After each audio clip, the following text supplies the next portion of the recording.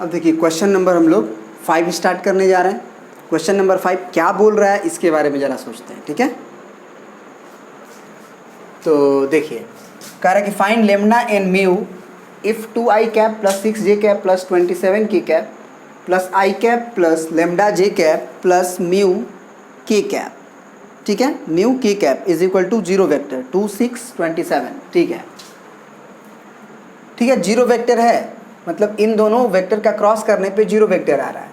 तो आप सब कुछ भूल जाइए, पहले RHS को भूल जाइए, आप LHS के बारे में कंसंट्रेट हो जाइए कि दो वेक्टर का क्रॉस प्रोडक्ट आप कैसे निकालते हो। तो इजी होता है डिटर्मिनेंट मेथड से।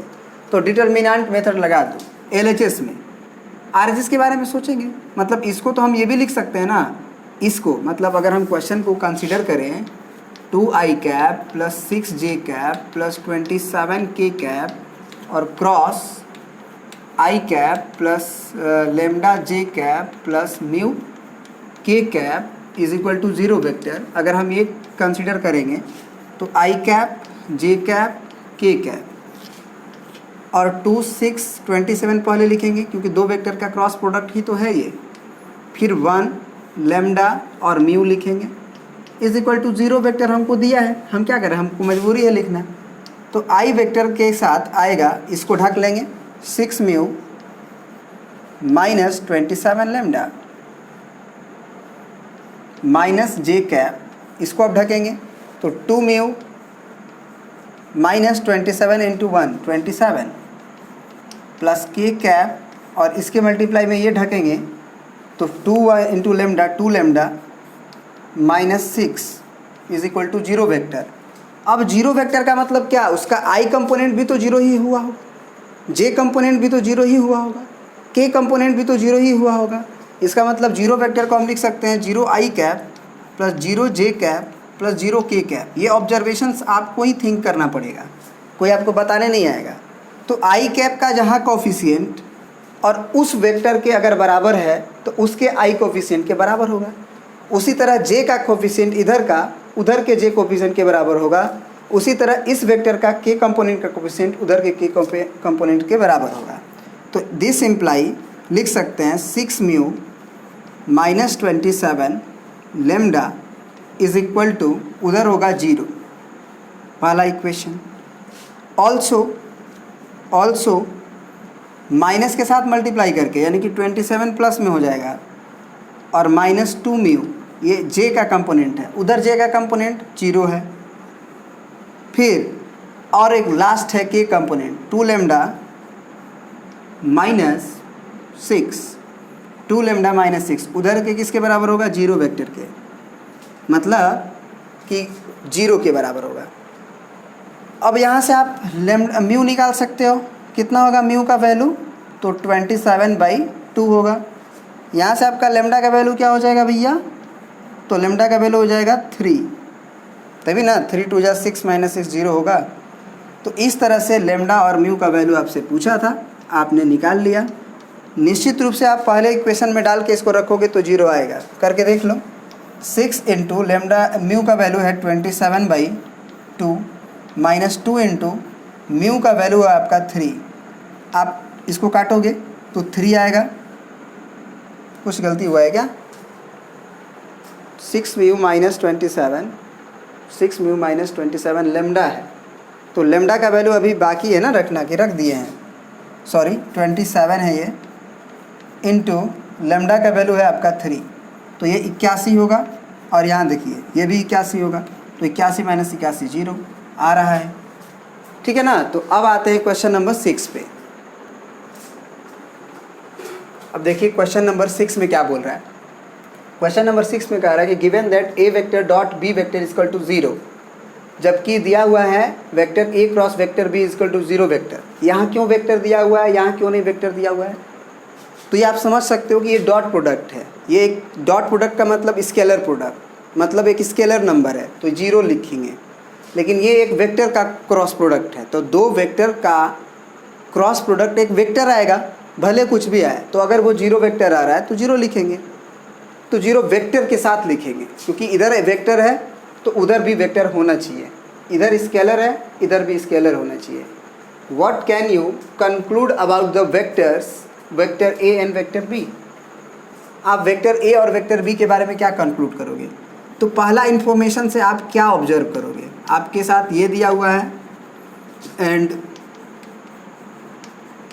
ये दिया हुआ है, इससे आप कंक्लूड करोगे कि मैग्नीट्यूड ऑफ ए है, मैग्नीट्यूड ऑफ बी है और कॉस ऑफ इनके बीच का एंगल थीटा है, ये 0 होगा। और यहाँ से आप कंक्लूड करोगे एंड करके, यहाँ लाइन भी खींच दो आप अगर खींचना चाहते हो तो। इसका मतलब हुआ कि magnitude of A, magnitude of B into sine of इनके बीच का एंगल थीटा, ठीक ना, और N cap is equal to 0 vector लिखो गया, है ना। अब जरा बताओ यहाँ से क्या क्या 0 हो सकता है? या तो वेक्टर ए 0 होगा, या फिर मैग्नीट्यूड ऑफ वेक्टर ए 0 होगा, या मैग्नीट्यूड ऑफ बी वेक्टर 0 होगा, या थीटा का वैल्यू आपका 90 डिग्री होगा। अगर ये 0 वेक्टर है तो एन कैप तो एक यूनिट वेक्टर है, ये तो 0 होने से रहा नहीं, है ना, ये तो होने से रहा नहीं। तो या तो मैग्नीट्यूड ऑफ ए 0 होगा यहाँ से, या मैग्नीट्यूड ऑफ बी 0 होगा यहाँ से, या फिर आपका थीटा का वैल्यू 0 डिग्री होगा चाहे 180 डिग्री। तो वेक्टर ए और वेक्टर बी के बीच में अगर एक बार एंगल 90 डिग्री हो गया तो ये तो एंगल नहीं हो सकता है 0 डिग्री या 180 डिग्री, या फिर 0 डिग्री हो गया तो 90 डिग्री नहीं हो सकता है। तो तुम कहोगे कि सर थीटा का वैल्यू आप 0 डिग्री ले लो। तो थीटा का वैल्यू अगर आप 0 डिग्री लोगे, सोच के देखना, तो ये तो 0 हो जाएगा। लेकिन क्या ये 0 होगा? नहीं होगा, क्योंकि cos 0 डिग्री 1 हो जाता है। तो ये magnitude of A into magnitude of B हो जाएगा। मतलब 0 करने का कारण 3 है, या तो ये 0, या तो ये 0, या तो ये 0। इसमें भी 3 है, या तो ये 0, या तो ये 0, या तो ये 0। तो हम बस कंसीडर कर रहे हैं अभी इस पे कि अगर ये 0 होगा तो क्या होगा? थीटा 0 डिग्री होगा, या तो थीटा 180 डिग्री होगा।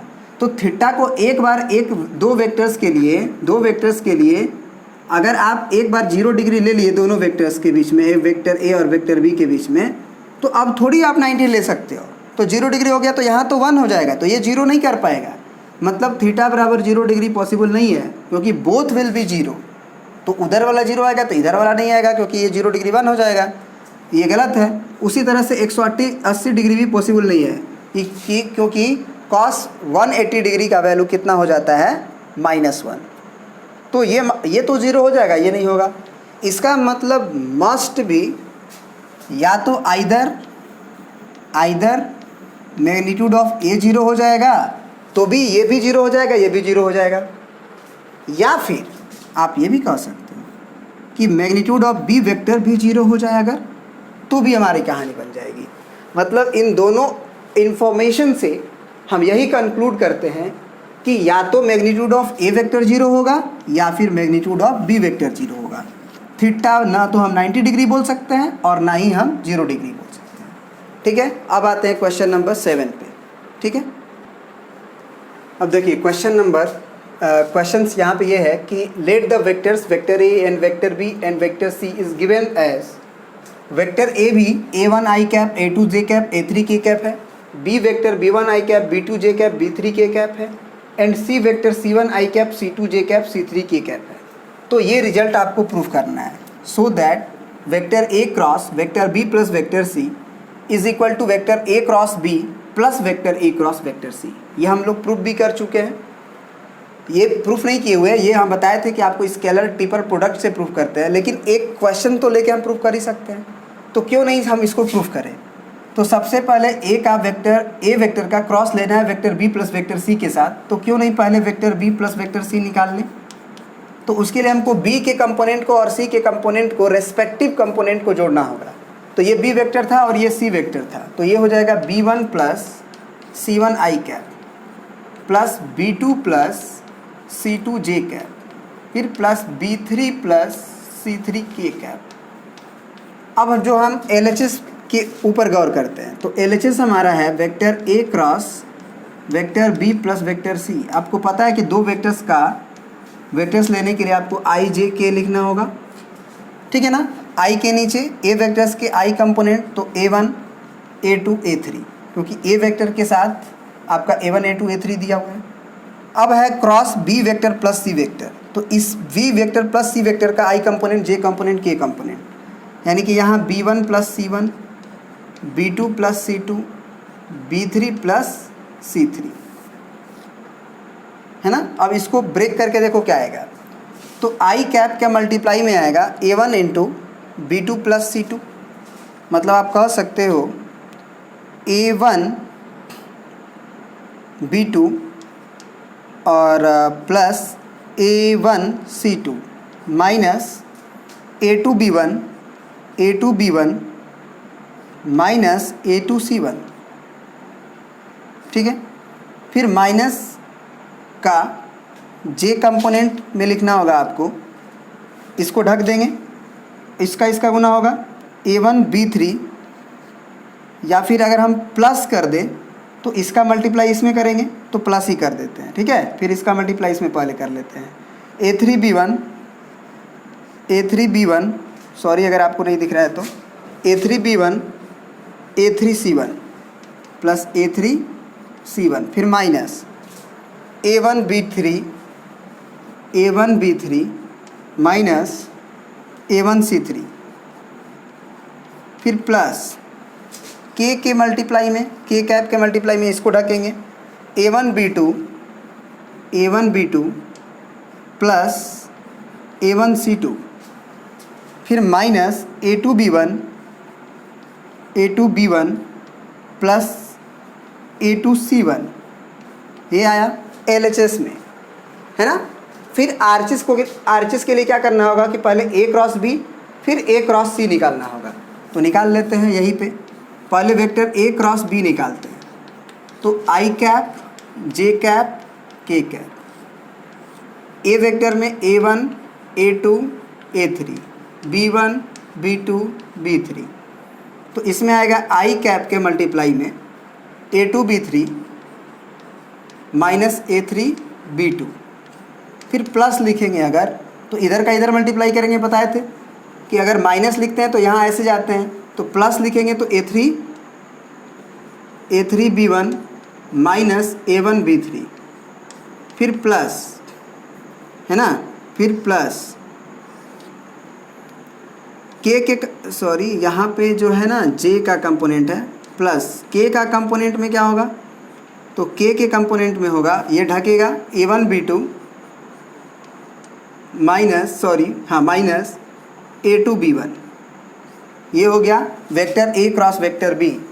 अब आते हैं हम लोग अलग से निकालते हैं vector a cross vector c, तो उसके लिए हमको i cap j cap k cap, फिर a का लिए a1 a2 a3, c के लिए c1 c2 c3, ठीक है ना। तो यहाँ से हम लोग i के कंपोनेंट में क्या आएगा हमारा a2 c3 minus a3 c2 minus a3 इसको ढकेंगे a2 c3 minus a3 c2, फिर प्लस j कैप अगर लिखते हैं तो ये ढकेगा, इसका मल्टीप्लाई होगा, तो a3 c1 minus a1 c3, तो a1 c3, फिर प्लस के कंपोनेंट के मल्टीप्लाई में होगा आपका, इसको ढकेंगे तो a1 c2 minus a2 c1, ठीक है। अब RHS लाने के लिए LHS में तो ये रिजल्ट ऑब्टेन हुआ है, ये याद रखोगे कि हमारा LHS में ये रिजल्ट ऑब्टेन हुआ है, क्योंकि हमने डायरेक्ट जो है LHS की क्वांटिटी ये निकाल के रखा है। ध्यान से देखना जो ढक रहे हैं,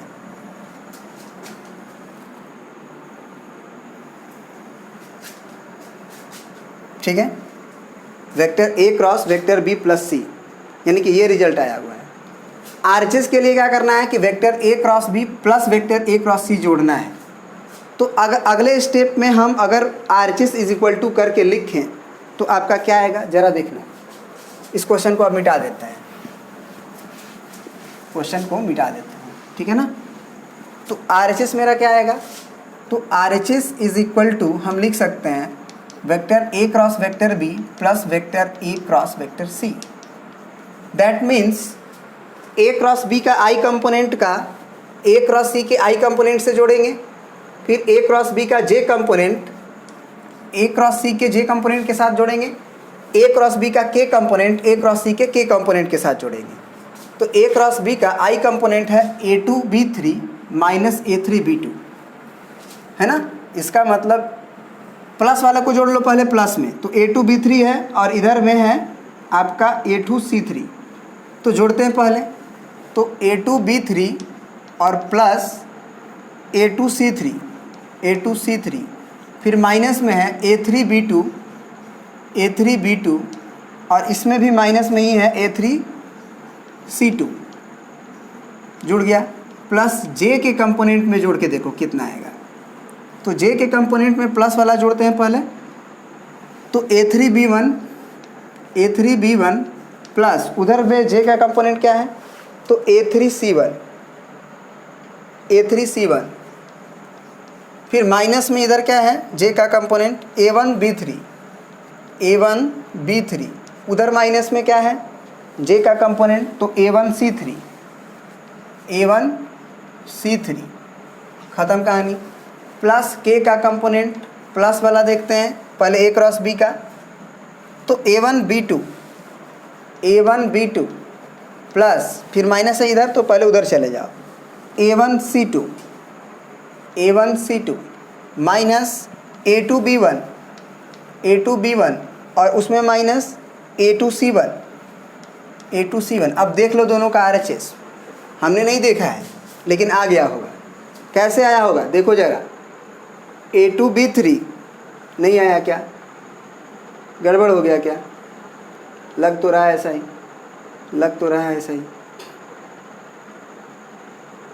A1B2 है और A1C2 है, ये तो नहीं आ रहा है। अच्छा जे वाला देखते हैं पहले, A3C1 minus A1B3 minus A1C3, दूसरा वाला मैच कर रहा है। के वाला देख लेते हैं, A1B1 हो गया और यहाँ A1C2 मैच कर रहा है, माइनस A2B1 मैच कर रहा है और माइनस ये माइनस होगा ना, ये माइनस होगा, माइनस A2C1 ये मैच कर रहा है, यहाँ पे मैच नहीं कर रहा है क्या, A1B1 मैच कर रहा है, A1C2 मैच कर ही रहा है, A1B2 मैच नहीं कर रहा है यहाँ पे। यहाँ देख लो कहाँ गलती किया हो तुम, के कंपोनेंट को जोड़ने में। तो के कंपोनेंट में आया है A1C2 यहाँ पे और उसमें आया है A1B2, तो यहाँ A1B2 था ना, ये गलती हमसे हुआ है, A1B2 था फिर A1C1 था, सही आया। पहला जो कंपोनेंट था वो उसमें भी गलती हुआ है शायद, इसको जब ढकेंगे तो A2C3 माइनस A3C2, तो उसमें देख रहे हैं A2B3 आया है, आ तो रहा है जी, हम गलत देख लिए, A2B3 यहाँ से आ रहा है ना और A2C3 यहाँ से आ रहा है, क्या दिक्कत है, कोई गलती नहीं है, सही है बिल्कुल सही है। आप देख लो ध्यान से, इधर उधर बस लिखा है। तो LHS is equal to RHS, hence proof, है ना, ये रिजल्ट प्रूफ हो गया। ठीक है ना। अब नेक्स्ट क्वेश्चन हम लोग नेक्स्ट वीडियो में देखेंगे, इसमें इतना ही।